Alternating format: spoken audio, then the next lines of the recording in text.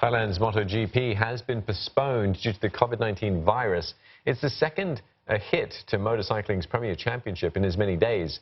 Qatar cancelled the season opening race just yesterday. As Access Sombat reports, it's not the only sport to be affected. The impact of COVID-19 is also now being felt in Thailand's sports world as well.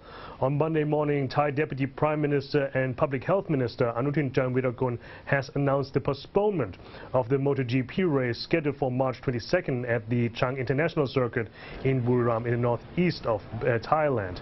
Now, this would have been the opening round of the 2020 MotoGP season following the cancellation of the initial first round in Qatar.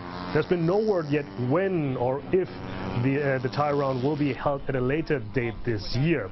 Motorcycle racing is not the only one facing drastic measures in the light of the coronavirus. The Thai Football Association has also announced that all league measures, professional and semi-professional, will be played in front of empty stands and empty stadiums, citing similar concerns about the coronavirus as well.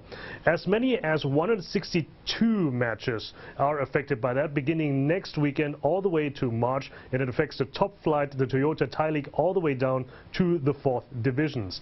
Now, there has been no word whether or not other sports events in Thailand are facing similar drastic measures. Last month, the organizers for the female golf tournaments, the LPGA Tour, have already cancelled the Thai round and the following round in Singapore as well. And there has been no word whether or not the athletes currently preparing for the Olympic Summer Games and the Paralympic Summer Games in Tokyo are going to Japan or not, even though Thai health officials have advised its citizens not to go to at-risk countries, and Japan is one of them.